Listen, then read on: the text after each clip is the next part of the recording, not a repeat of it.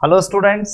मुझे उम्मीद है कि मैंने जो आपको पिछले लेक्चर के अंदर प्रॉब्लम फॉर्मेशन सिखाई थी वो आपको समझ में आ गई थी। वो यही प्रॉब्लम है जो अभी इस समय आपके सामने लिखी हुई है। इसी प्रॉब्लम को हमने पिछले लेक्चर के अंदर एलपीपी की मैथमेटिकल फॉर्मेशन के अंदर कन्वर्ट किया था।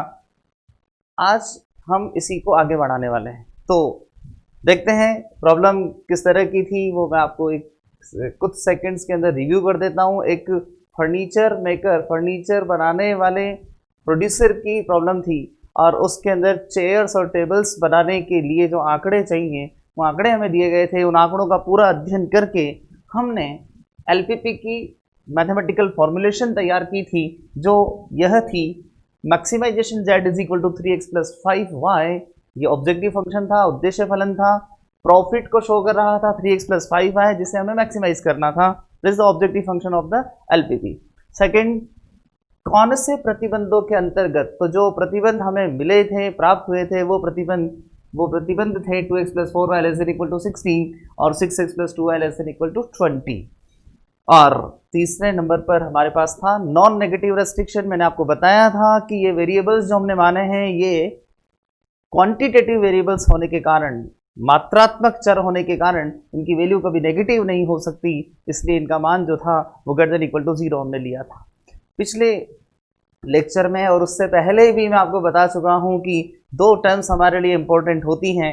वो टर्म्स थी अवेलेबिलिटी और रिक्वायरमेंट। इस क्वेश्चन के अंदर जो आंकड़े थे, जो डाटा थे, वो हमें अवेलेबिलिटी को शो कर रहे थे। यहाँ लिखा हुआ था कि मशीन ए पर 4 घंटे और मशीन बी पर 2 घंटे लगते हैं और प्रतिदिन मशीन ए पर 16 घंटे और मशीन बी पर 20 घंटे उपलब्ध हैं। अवेलेबिलिटी का रिलेशन मैंने आपको समझा रखा है, पिछले लेक्चर्स में काफ़ी डिटेल में हम डिस्कस कर चुके हैं। अवेलेबिलिटी जब भी होती है तो इनइक्वालिटी जो डेवलप होती है वो लेस देन इक्वल टू होती है। बड़ा ही प्रैक्टिकल अप्रोच से मैंने आपको ये बात पहले सिखा रखी है। बस अब हम एलपीपी फॉर्मेशन के बाद सीखने वाले हैं कि how to solve the LPP. ये जो प्रॉब्लम बन चुकी है, ये जो प्रॉब्लम की स्ट्रक्चर हमें मिल चुकी है, इस स्ट्रक्चर को कैसे हमें सॉल्व करना है, सॉल्व करते समय किन किन बातों को ध्यान में रखना है और कौन कौन सी टेक्निक्स हमें काम में लेनी है, उन सब पर हम वन बाय वन माइन्यूटली बात करने वाले हैं। देखिए, यहाँ सबसे पहली चीज़ जो हमें नज़र आएगी, मैं सारी बारीक चीज़ों पर, जो माइन्यूट कंसेप्ट्स हैं उन पर आपका ध्यान ले जाता जा रहा हूँ, तो ध्यान देते चले जाइए। यहाँ हमें नज़र आएगा कि this problem is related with 2 variables. ये जो प्रॉब्लम है ये 2 वेरिएबल्स की है। 2 वेरिएबल्स की होने के कारण हम इसका ग्राफ बना सकते हैं। आप जानते हैं कि टू डायमेंशन ज्योमेट्री के जो ग्राफ हैं वो ग्राफ 2 वेरिएबल्स होने पर बनाए जा सकते हैं। तो यहाँ वेरिएबल हमें 2 नज़र आते हैं। दूसरी एक और बात पर आपका ध्यान जाना चाहिए, यहाँ जितने रिलेशंस हमें मिले हुए हैं सभी रिलेशंस लीनियर फॉर्मेट में हैं, एक घातीय हैं।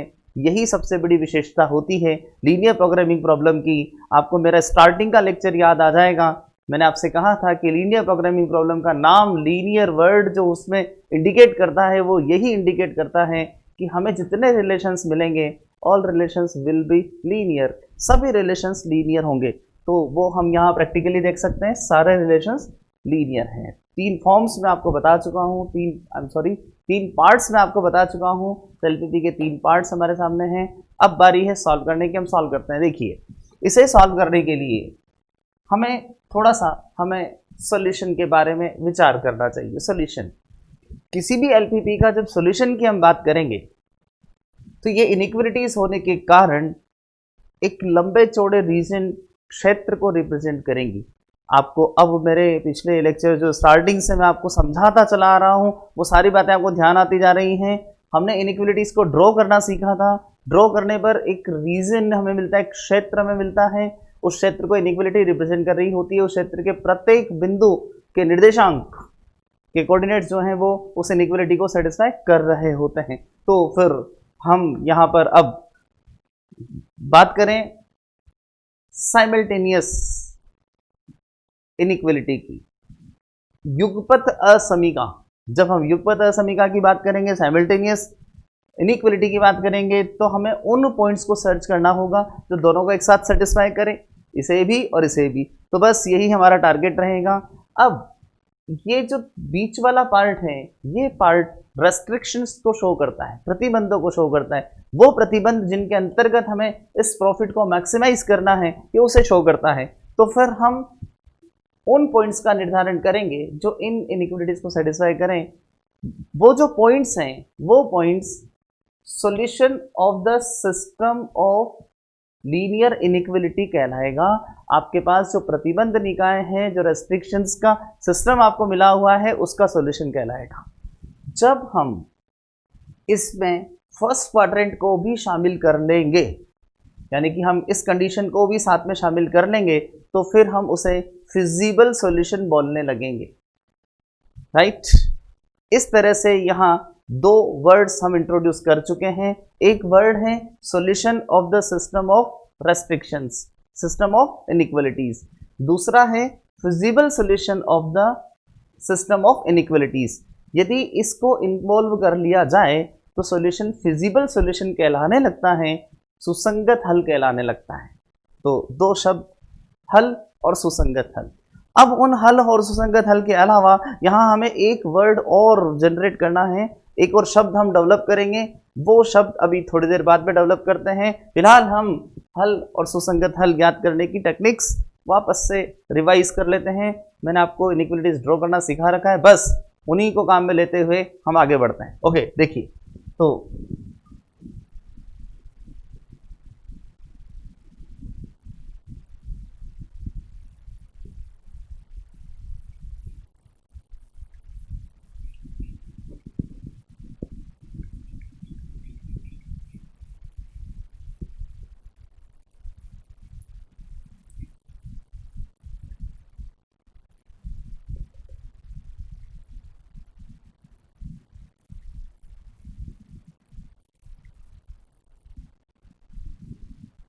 यस, हम स्टार्ट करते हैं।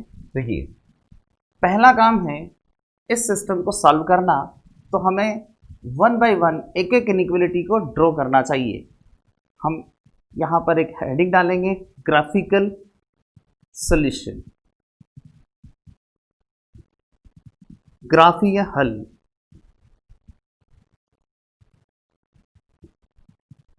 इसके अंतर्गत सबसे पहले हम असमीकाओं के संगत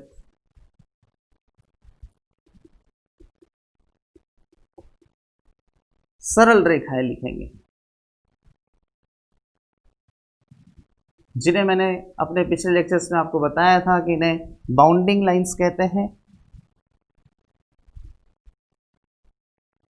लाइंस करस्पॉन्डिंग टू द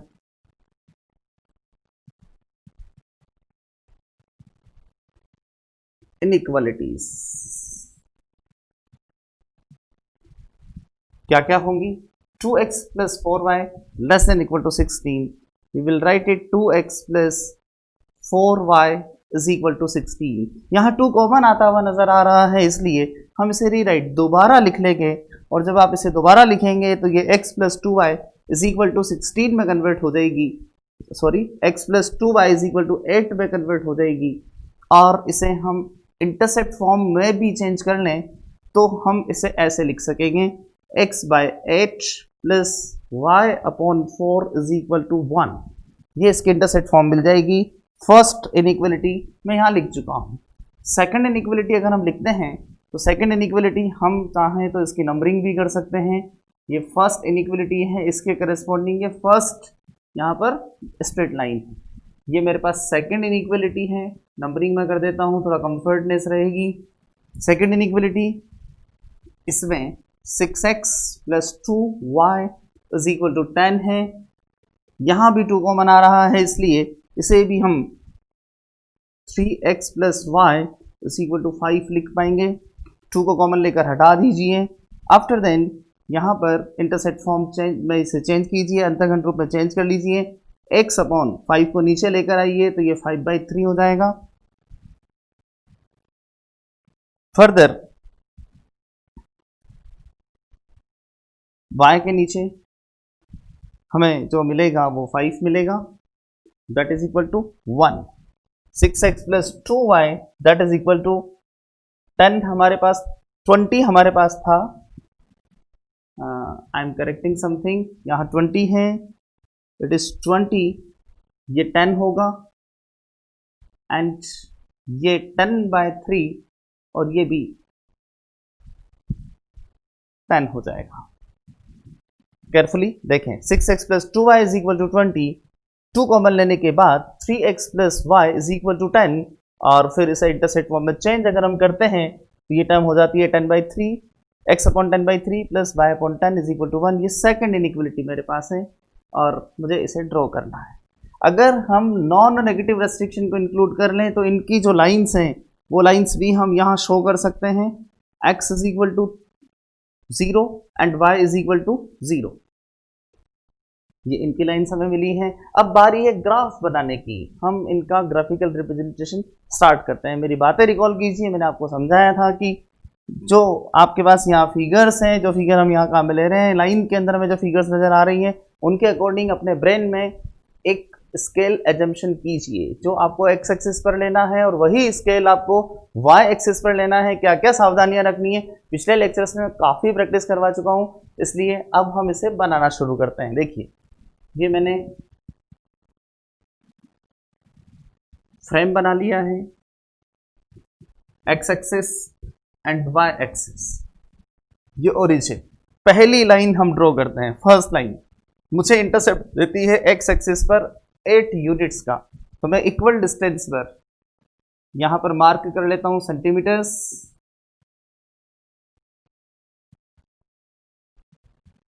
1 2 3 4 5 6 7 और ये 8, ये पॉइंट हो जाएगा 8 0। इससे रिलेटेड सारी बातें हम पहले ही सीख चुके हैं, उसके बाद ही हमने एलपीपी को सॉल्व करना शुरू किया है। फर्दर देखिए, इसके बाद y एक्सिस पर इंटरसेप्ट नजर आता है 4, यानी कि जो पॉइंट बनेगा वो पॉइंट बनेगा 0 4, और वो 0 4 हम यहाँ मार्क करने के लिए वापस इधर हम इक्वल डिस्टेंस पर सेंटीमीटर्स मार्क कर लेते हैं।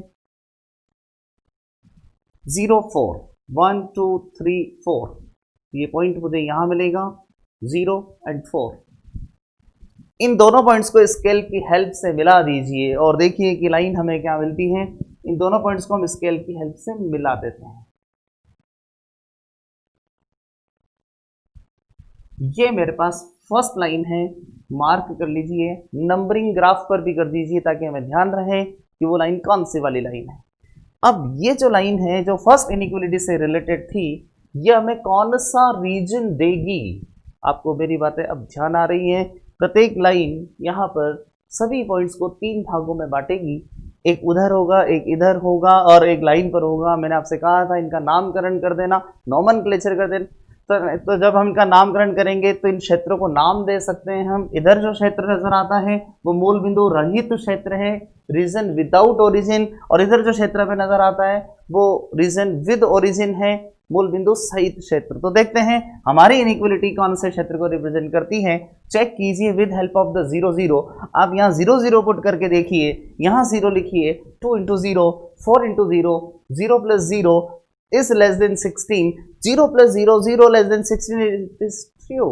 ये तो ट्रू है, सही है। अगर ये सही है तो फिर ओरिजिन इसे सेटिस्फाई कर रहा है, यानी कि इसका क्षेत्र वही होगा, इसका रीजन वही होगा जिधर ओरिजिन है।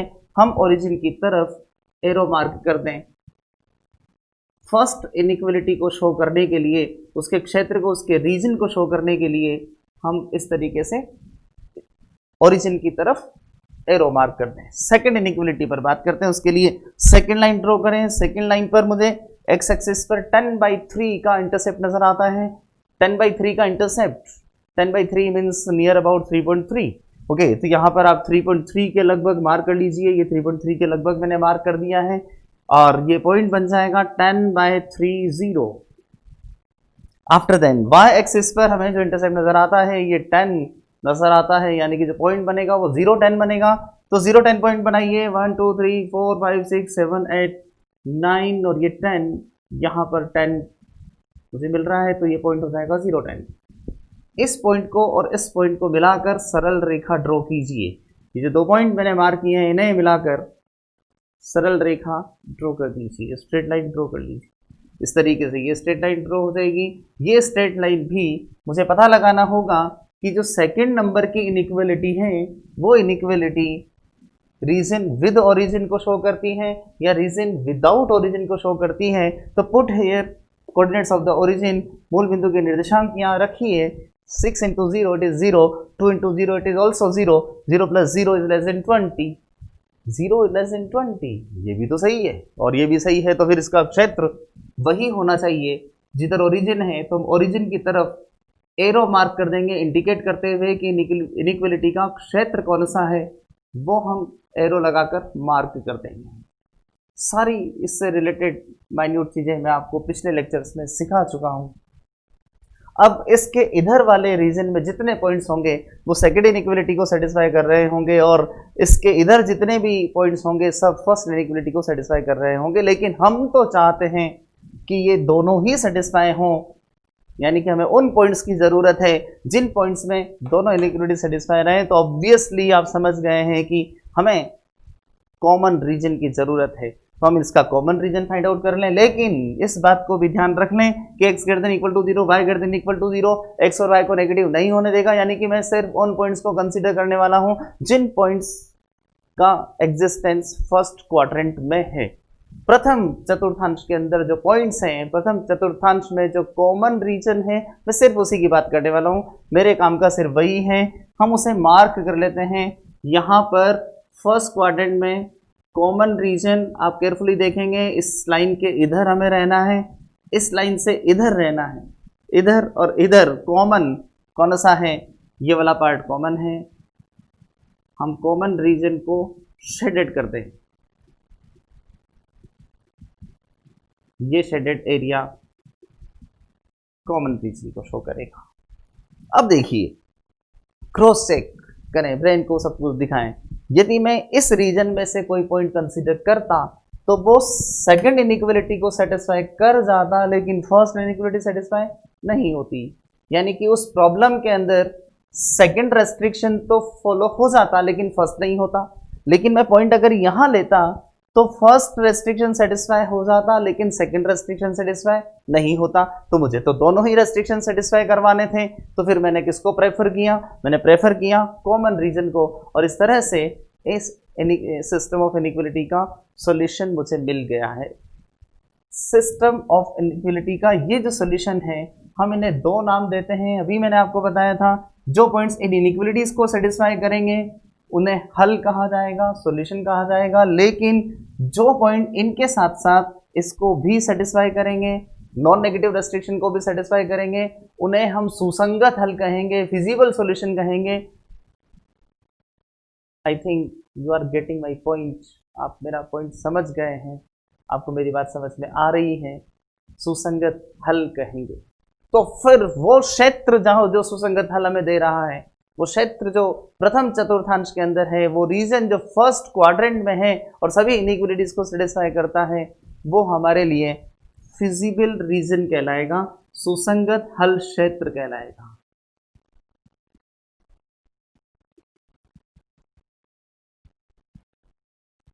ये फिजिबल रीजन।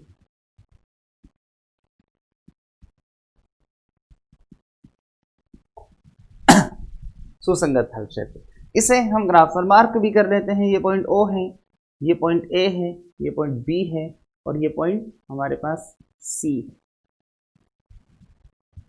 एक बात मैंने आपको और बताई थी, जब मैं आपको ग्राफिकल रिप्रेजेंटेशन सिखा रहा था उस समय आपको ध्यान आएगा, मैंने आपको बताया था कि ये रीजन बाउंडेड भी हो सकता है, ये रीजन अनबाउंडेड भी हो सकता है। फिलहाल जो प्रॉब्लम हमारे सामने है, इस प्रॉब्लम के अंदर ये वाला रीजन बाउंडेड रीजन है, परिबद्ध क्षेत्र है, एक पॉलीगन के रूप में हमारे पास है।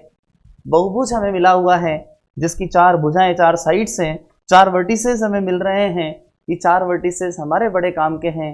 इन वर्टिसेस पर अब हम वर्किंग शुरू करने वाले हैं। ग्राफ बिल्कुल बन चुका है, सुसंगत हल क्षेत्र मिल चुका है, लेकिन अभी z का मैक्सिमाइज होना बाकी है। तो ये z कैसे मैक्सिमाइज होगा वो हमें देखना है कि z कैसे मैक्सिमाइज होगा, कौन सी वैल्यू मुझे z का मैक्सिमम मान देने वाली है, उस पर हम अब बात करने वाले हैं। आप वीडियो को पॉज करके ये सब कुछ नोट कर सकते हैं ताकि आपके नोट्स बिल्कुल प्रिपेयर्ड रहें। ये ग्राफ जैसे मैंने बनाया है एग्जैक्टली आप उसी तरीके से बना सकते हैं। तो फटाफट वीडियो पॉज कीजिए और इन सबको नोट कर लीजिए। Okay, done. आपने पॉज करके नोट कर लिया है। फर्दर देखिए हम अब किस तरह से z को मैक्सिमाइज करेंगे, इस पर हम बात करते हैं। देखिए, ये जो हमने ग्राफिकल रिप्रेजेंटेशन किया है, इस ग्राफिकल रिप्रेजेंटेशन के द्वारा हमारे पास जो फिजिबल रीजन आ रहा है, वो फिजिबल रीजन उसको हमने नाम भी दे दिया है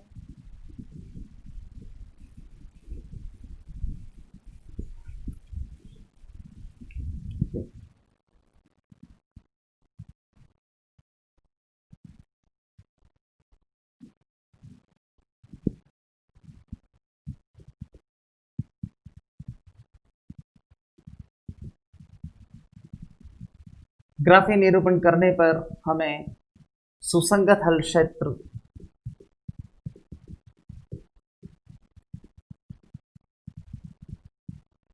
OABC प्राप्त होता है।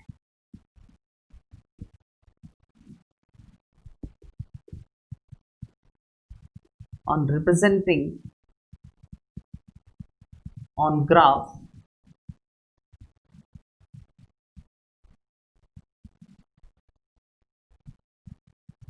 the visible region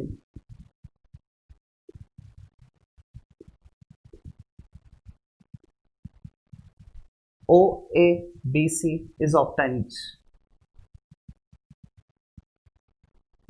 ये हमारा काम यहां तक हो जाता है।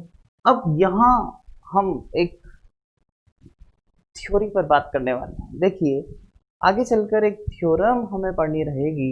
हम लोग कॉलेज की ग्रेजुएशन की स्टडीज कर रहे हैं, तो थोड़ा बहुत थ्योरी वाला पार्ट तो आएगा ही आएगा। हम ये जरूर जानने की कोशिश करेंगे कि जो प्रिंसिपल्स बनते हैं वो कैसे बनते हैं, सिद्धांत बनते हैं वो कैसे बनते हैं, टेक्निक्स बनती हैं वो कैसे बनती हैं, उनके लिए हमें ज़रूरत होती है थ्योरम्स की। तो वो थ्योरम्स भी हमारे पास आएंगी, थ्योरम्स भी हम प्रूव करेंगे। लेकिन फिलहाल हम थ्योरम का यूज़ करने वाले हैं, डायरेक्ट यूज़ करने वाले हैं। एक थ्योरम के अंदर हम ये प्रूव करेंगे कि जो फिजिबल रीजन है, बाउंडेड फिजिबल रीजन, परिबद्ध हल क्षेत्र, सुसंगत हल क्षेत्र का शीर्ष बिंदु का कोई एक शीर्ष बिंदु हमें ऑप्टिमम सॉल्यूशन देता है। यानी कि ऑप्टिमम सॉल्यूशन हमें सदैव परिबद्ध सुसंगत हल क्षेत्र के शीर्ष बिंदु पर प्राप्त होता है। ये थ्योरम रहेगी, रिजल्ट रहेगा। इस रिजल्ट का फिलहाल हम यूज करने वाले हैं। रिजल्ट एक बार थ्योरम का स्टेटमेंट फिर से सुन लीजिए। एलपीपी के परिबद्ध सुसंगत हल क्षेत्र का शीर्ष बिंदु हमें इष्टतम हल प्रदान करता है। यानी कि इष्टतम हल केवल कहां उपलब्ध होगा? सुसंगत हल क्षेत्र के शीर्ष बिंदु पर। यानी कि मैक्सिमम z की वैल्यू यहां बीच में शेडेड एरिया में कहीं नहीं मिलेगी। यहां शेडेड एरिया में से मैं कोई पॉइंट ले लूं तो वो पॉइंट z की वैल्यू को मैक्सिमाइज नहीं कर रहा होगा, उसके इर्द गिर्द वैल्यूज कम ज्यादा हो रही होंगी। तो मैक्सिमम कहां होंगी? वो थ्योरम बताती है कि वो मैक्सिमम कहां होंगी? इस बाउंडेड रीजन के किसी एक शीर्ष पर होंगी, वर्टिसेस पर, एक वर्टेक्स पर होंगी। फर्दर देखिए, हम एलपीपी की लैंग्वेज, इसकी टर्मिनोलॉजी के अंदर इन शीर्ष बिंदुओं को एक्सट्रीम पॉइंट बोलेंगे, चरम बिंदु। इन चरम बिंदुओं की क्या परिभाषा है, क्या गुणधर्म है, ये सब चीज़ें आने वाली हैं, सब कुछ हम पढ़ने वाले हैं। बहुत जल्दी ही हमें सब कुछ पढ़ने को मिलेगा। पर फिलहाल हम उन थ्योरी का, उन रिजल्ट्स का हम यूज़ कर रहे हैं। रिजल्ट आपको समझ में आ गया है। यानी कि मेरा फोकस अब जो रहेगा वो सिर्फ किस पर रहेगा? शीर्ष बिंदुओं पर रहेगा, वर्टिसेस पर रहेगा। केवल वर्टिसेस पर हम बात करते हैं और उन पर हम z की वैल्यू निकालते हैं। तो z की वैल्यू ऑन द वर्टिसेस हम फाइंड आउट करते हैं। किस तरह से? देखिए,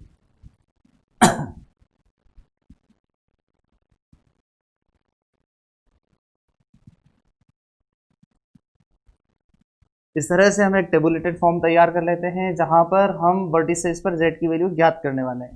तो देखिए, यहां पर इस टेबल के अंदर कुछ एंट्रीज हम कर दें। एक कॉलम इस तरह से और एक कॉलम इस तरह से बनाकर यहाँ पॉइंट्स लिख लें। बिंदु, पॉइंट्स, इसके निर्देशांक लिख लें, कोऑर्डिनेट्स।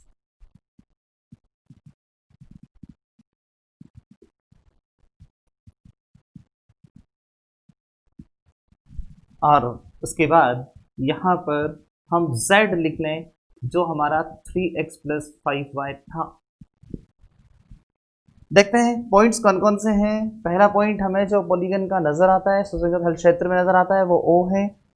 इसके बाद हमें A नजर आ रहा है, फिर हमें B नजर आ रहा है, फिर C। तो these are the 4 vertices here. यहाँ पर 4 शीर्ष बिंदु हैं। इनके निर्देशांक लिखें तो O के निर्देशांक 0 0, A के जो निर्देशांक हैं वो 10/3 एंड 0। आफ्टर देन B के निर्देशांक, B पॉइंट के कोऑर्डिनेट फिलहाल हमें ज्ञात नहीं है। C पॉइंट के कोऑर्डिनेट जो है वो 0 4। अब बारी है B पॉइंट के कोऑर्डिनेट जो हमें ज्ञात नहीं है। उन्हें ज्ञात करने के लिए हमें क्या करना है, तो आपको देखना होगा ये जो B पॉइंट है ये किस तरह से बना, कौन सी लाइंस के कारण बना। तो हम देखेंगे कि ये लाइन नंबर 1 और लाइन नंबर 2 के इंटरसेक्शन से बना है, प्रतिच्छेद बिंदु से बना है। तो फिर प्रतिच्छेद बिंदु की जो टेक्निक है, बस उसी की हेल्प से हम इस पॉइंट के कोऑर्डिनेट्स ज्ञात करेंगे। तो आपको देखना होगा line number 1, see in your register equation of the line number 1। Line number 1 की जो इक्वेशन है वो 2x + 4y = 16 है। लाइन नंबर 2 की इक्वेशन देखिए, वो 6x + 2y = 20 है, राइट। तो इस तरह से दोनों लाइन्स हमने यहाँ लिख ली हैं। इन लाइन्स को सिंपल फॉर्म में लिख लें। यहाँ 2 कॉमन आ रहा है तो हम इसे x + 2y = 8 कर दें, और यहाँ पर 2 कॉमन आ रहा है तो 3x + y = 10 कर दें। आफ्टर देन इन्हें सॉल्व कर लें साइमल्टेनियसली आप इन्हें सॉल्व करेंगे। सिखाने की जरूरत तो नहीं है, 2 से मल्टीप्लाई कीजिए, सेपरेट कीजिए। x की वैल्यू हमें नजर आएगी 12/5, y की वैल्यू, x की वैल्यू पुट कीजिए तो 8 - 12/5 दैट इज 20।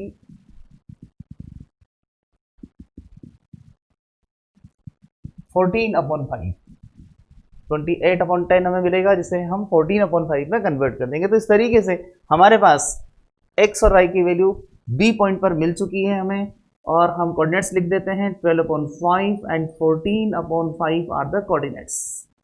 तो it is the way to find the coordinates of the vertices.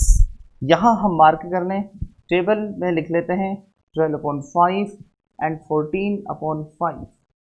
It will be better if you check your coordinates. आपके लिए बेटर होगा ये जो आपने सॉल्व किया है, हमें हमेशा क्रॉस चेक करते हुए चलना चाहिए, ये सही है या कुछ गलती तो नहीं हो गई। तो आप इसे यहाँ रखकर वापस क्रॉस चेक कर सकते हैं। x और y की वैल्यूज यहाँ पुट करके देखिए, 12/5 हम लिखेंगे, यहाँ 14 लिखेंगे, 28 + 12 40/5 दैट इज 8, बिल्कुल वेरीफाई हो जाएगा। इसी तरह से यहाँ वेरीफाई कीजिए, 12 × 3 36/5, 36 + 14/5 that is equal to 50/5 that is 10, verified. Okay, तो ये कोऑर्डिनेट्स बिल्कुल परफेक्टली ओके हैं, कोई एरर नहीं है, सब कुछ बिल्कुल सही हो गया है। अब हम इन सारे वर्टिसेस पर z ज्ञात करने वाले हैं। O पॉइंट पर z ज्ञात करें, we can write it ZO। Value देखें, आपको ये दोनों वैल्यू 0 0, x की वैल्यू 0, y की वैल्यू 0 यहाँ लिख देनी है, मान आ जाएगा 0। इसके बाद A पॉइंट पर फाइंड आउट करें, इट विल बी ZA। 10/3 यहाँ x की जगह लिखिए, y की जगह 0 लिखिए, 10/3 यहाँ लिखेंगे तो ये वैल्यू 10 आ रही है, ध्यान से देखिएगा। इसके बाद ये वाली वैल्यू रखिए, b x की जगह पर 12/5, 12 इसे 36/5 में कन्वर्ट करेगा, और ये 14 जब हम यहाँ लिखेंगे तो ये 70/5, 70 + 36 इट इज 106। तो ZB पर जो वैल्यू मिलेगी वो 106/5 हो जाएगी। फर्दर देखिए C पॉइंट पर हम पाएंगे कि 0 4 कोऑर्डिनेट्स हैं, ये 0 ये 4 हमने किया, तो ZC की जो वैल्यू हमें मिली वो 20 मिली। हमारा जो ऑब्जेक्टिव फंक्शन था वो मैक्सिमाइजेशन का था, मतलब हम Z को मैक्सिमाइज करने की प्लानिंग कर रहे थे। तो आपको देखना होगा इसमें से मैक्सिमम वैल्यू कौन सी है। हम पाएंगे कि इसमें से जो मैक्सिमम वैल्यू है वो मैक्सिमम वैल्यू, केयरफुली देखिए, हमें मैक्सिमम वैल्यू B पॉइंट पर नजर आएगी। बी पॉइंट पर मैक्सिमम वैल्यू होने के कारण हम सॉल्यूशन ऑफ द एलपीपी लिखेंगे, solution of the LPP.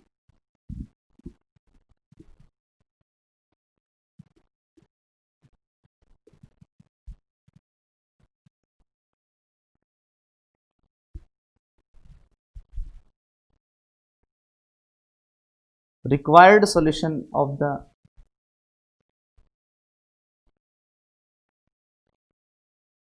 given LPP.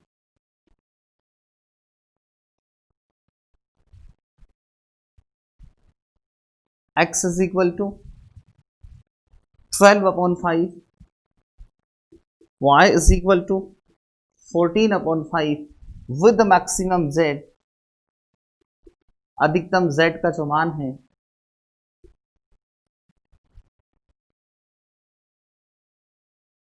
Is equal to, ये जो हमें 106/5 मिला है, आप चाहें तो इसे हाईलाइट कर सकते हैं ताकि हमें ध्यान रहे। तो इट इज 106/5।